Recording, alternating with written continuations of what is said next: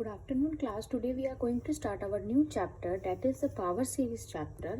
So what is power series? Power series is an infinite series of the form summation m varying from 0 to infinity cm x minus a की power m.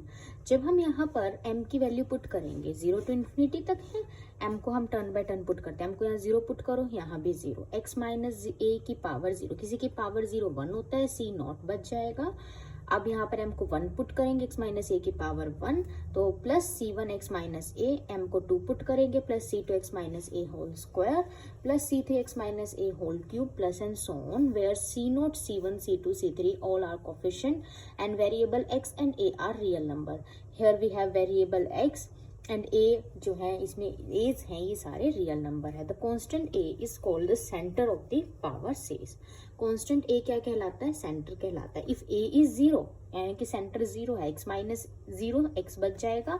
Then power series, अब power series reduce to, यहाँ पर जहाँ जहाँ x minus है वहाँ वहाँ x आ जाएगा, and it is reduce to c naught plus c1 into x plus c2 into x square plus c cube into x cube plus and so on.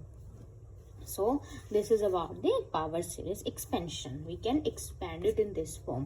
So the next topic is convergence of power series, which is very important topic.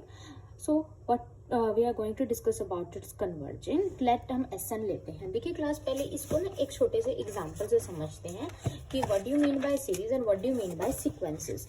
तो and what is the difference between the series and sequence.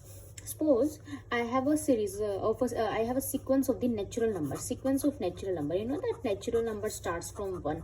So natural number की sequence अगर आप है denoted by natural number as denoted by capital N, and a sequence starts from 1. So we have 1, 2, 3, 4 and so on. This is the sequence of the natural number. And what is the difference between sequence and series? Sequence में आपके पास basically क्या होता है class, जो terms होती हैं वो separated होती हैं कोमा से, और series में क्या होता है, the terms are separated by the sign plus and minus, जिसमें हम समेशन का यूज करते हैं बेसिकली. तो so we if I want to write the series of natural number, then what I have to write it here 1 plus 2 plus 3 plus 4 plus 5 and so on, plus up to infinite तक चलता है. ठीक है, तो अब आपके पास बात आती है जब सीरीज की, तो हम बात करते हैं सम की. ठीक है, सम ऑफ फर्स्ट टर्म, ये क्या है, first term denoted by A. Suppose sum of first term is equal to first term which is 1. S2 denotes the sum of first two terms, यानी कि A1 plus A2. So A1 plus A2 is equal to 1 plus 2, that is 3. The next is sum of first 3 terms A1 A2 A3. A1 A2 A3, 1 plus 2 3 plus 3 6, या हमारे पास 6 and so on. So what is SN? That means sum of n terms. Suppose I have n 100. So sum of n terms 1, 2, 3, 4 and so on up to n, whatever the value of n is. So here SN is this.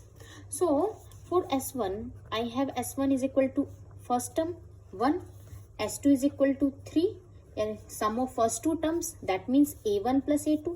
S1 is A1, S2 is A1 plus A2.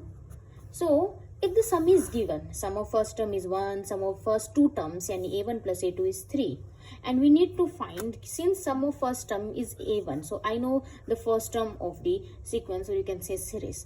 So if I want to find the second term, what I do, S2 minus S1.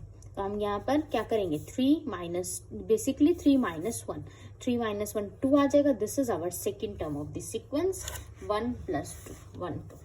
ठीक है, क्योंकि आप यहाँ से देख रहे हैं कि S2 क्या है, A1 प्लस A2, S1 क्या है, A1 A1 A1 कैंसिल हो गया, A2 बच गया, तो S2 माइनस S1 से आपको A2 मिल जाएगा, which is your 2 answer and so on. ये आपके पास सो ऑन चलता रहेगा. ठीक है, ये आपका जो है थोड़ा सा बेसिक सा कंसेप्ट है. अब हम ना यहाँ पर इस तरीके से ही हमारी जैसे सीरीज है, अब हम कन्वर्जेंस की बात कर रहे हैं, तो उसके लिए हम पहले SN(x) डिनोट करेंगे. सम आप लेके चलते हैं, तो आप यहाँ पर इसी की n की बात करते हैं, ये तो n सो ऑन इन्फिनिटी तक चल रहा है, हम n टर्म्स तक का सम लेके चलते हैं. हम जब ये तो एक पर्टिकुलर केस हो गया जब a जो हमारा सेंटर है वो 0 है. अब हम एक जनरल केस ही लेके चलते हैं जिसमें SN(x) mean sum of n terms हमने लेके चलिए पावर सीरीज का, और आपके पास so we can write the power series as. आप पावर सीरीज को कैसे लिखोगे, जो sum sum of first n terms है उसको तो एस एन एक्स लिख लिया, लेकिन जो रिमेनिंग टर्म्स है they are the reminder terms, ठीक है, जो n+1 से लेकर इन्फिनिटी तक एंड सो ऑन है, they are the remainder. So r n x से हमने डिनोट कर लिया, फिर r n x is Cn+1 minus a की पावर, यानी कि n तक तो ये एस एन एक्स हो गया, उसके बाद जितना भी हाइयर टर्म्स है वो आर एन एक्स आपका रिमाइंडर हो गया of the power series. Thus we can write it as, suppose करो आपके पास, हमारे पास इसको कैसे लिख सकते हैं, जब इसको ओपन करेंगे आपके पास बेसिकली क्या बन गया, summation m varying from 0 to infinity Cm x minus a की power m is equal to s n x r n x. N को 0 पुट करो, s naught 0 plus r naught 0, ठीक है, 1 पुट करो S1x R1x, 2 पुट करो and so on, ये इस तरीके से आपको चलती रहेगी। So what you get, so basically आपके पास क्या आ जाएगा, it suggest that to power series there correspond sequence S n x where n is a positive integer of partial sum and S n x is called the nth partial. तो basically आपके पास क्या आएगा कि कहीं ना कहीं ये जो सीक्वेंस है एस एन एक्स है, जो आपने क्या कर रहे हैं पार्शियल सम ही तो कर रहे हैं, सम ऑफ फर्स्ट एंड टर्म, जिसे हम पार्शियल कह रहे हैं क्योंकि कंप्लीट टर्म्स का सम नहीं है, इसलिए हम nth पार्शियल सम कह रहे हैं। तो ये जो सीक्वेंस है, नोटेशन होती है सीक्वेंस की, इसे ऐसे कर सकते हैं, करली ब्रैकेट में कर सकते हैं, सीक्वेंस कन्वर्ज कर रही है, सपोज किसी नंबर x नोट के लिए एस एक्स नोट को कन्वर्ज कर रही है, तो हम कह सकते हैं कि ये कन्वर्जेंट हुआ। क्या कन्वर्जेंट हुआ, सीरीज 1 है हमारी जो लेके चले थे, ये at x is equal to x not में कन्वर्जेंट है। तो हम इसको ऐसे लिख सकते हैं कि आप summation m varying from 1 to infinity Cm x minus a की power s of x naught. Now अगर आपके पास ये जो पावर सीरीज 1 है, ये डाइवर्जेंट कब कहलाएगी, देखो बेसिकली हम ना इसको पार्शियल में हमने क्या किया, इधर हमने पावर सीरीज को पार्शियल सम की टर्म्स में लिख लिया। तो अगर हम इस पावर सीरीज की कन्वर्जेंस की बात करते हैं तो हमें किसकी कन्वर्जेंस चेक करनी होगी, जस्ट एक सीक्वेंस की कन्वर्जेंस एस एन एक्स की। तो एस एन एक्स की सीक्वेंस की कन्वर्जेंस चेक करेंगे, तो अगर ये कन्वर्ज कर रही है किसी पॉइंट पे तो सीरीज कन्वर्ज करेगी, अगर ये डाइवर्ज कर रहा है पार्शियल सम तो सीरीज डाइवर्ज करेगी। तो इस तरीके से हम चेक करते हैं कन्वर्जेंस या डाइवर्जेंस, ठीक है। अब आपके पास ना जस्ट आपको एक सिंपल रूल याद रखना है, वो हम एक क्वेश्चन से डिस्कस करते हैं। सपोज करो हमारे पास क्वेश्चन है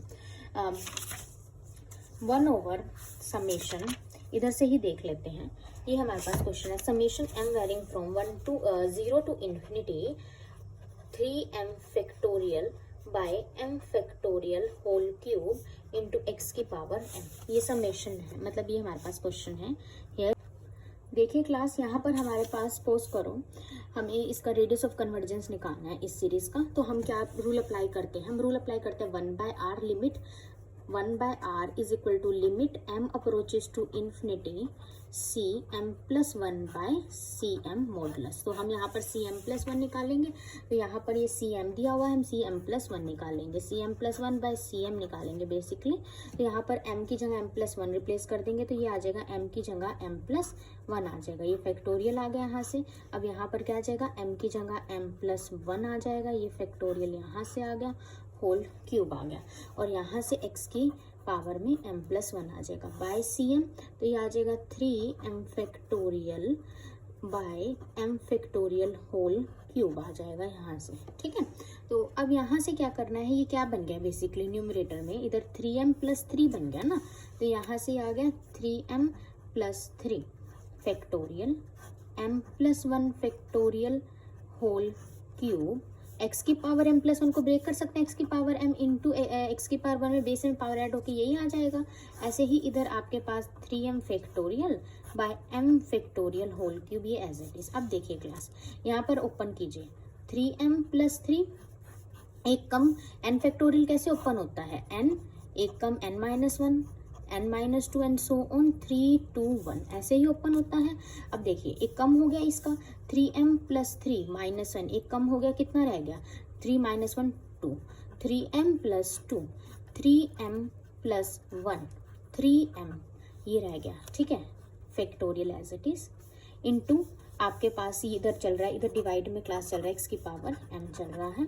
देखिए यहाँ से एक्स की पावर m से एक्स की पावर m कैंसिल हो गया, ठीक है, एक x रह गया साथ में, तो ये लिख देते हैं अभी बाय m+1 फैक्टोरियल को कैसे ओपन करोगे, m+1 नेक्स्ट स्टेप में आएगा m फैक्टोरियल, यही आएगा ना m फैक्टोरियल, ठीक है, होल क्यूब चल रहा है, इसका क्यूब अलग इसका क्यूब अलग, इंटू x साथ में चल रहा है न्यूमरेटर में 3m factorial by m factorial whole cube.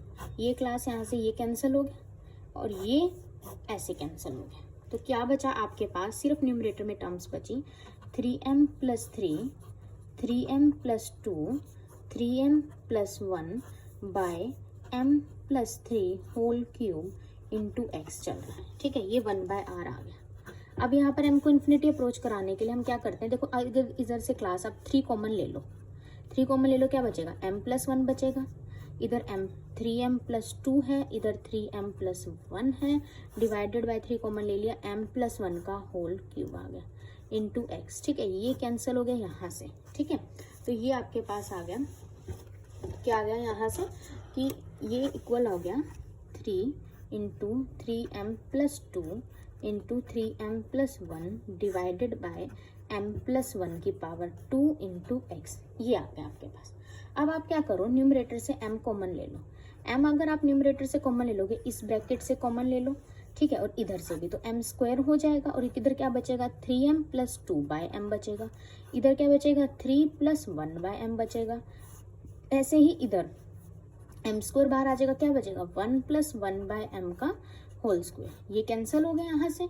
अब n को लिमिट को क्या कराना है, इन्फिनिटी अप्रोच कराना है। ठीक है, m को इन्फिनिटी अप्रोच कराएंगे, 2 बाई इन्फिनिटी 0। अगर आपके पास इन्फिनिटी डिवाइड में होता है 0, ये पूरा 0, ये पूरा 0, ये पूरा 0, तो न्यूमरेटर में तो क्या बचेगा, एक 3 बाहर बच रहा है, एक ये 3 प्लस 0 3 बचेगा और एक 3 प्लस 0 3 बचेगा। ठीक है, और ये 1 प्लस 0 1, 1 का स्क्वायर 1, तो 1 बच गया। ये 1/r की वैल्यू 3 3 जा 9, 9 3 जा 27 आ गई। So radius of convergence reciprocal कर दो, कितना आ गया 1/27। ये आपका आंसर है, radius of convergence r is 1/27।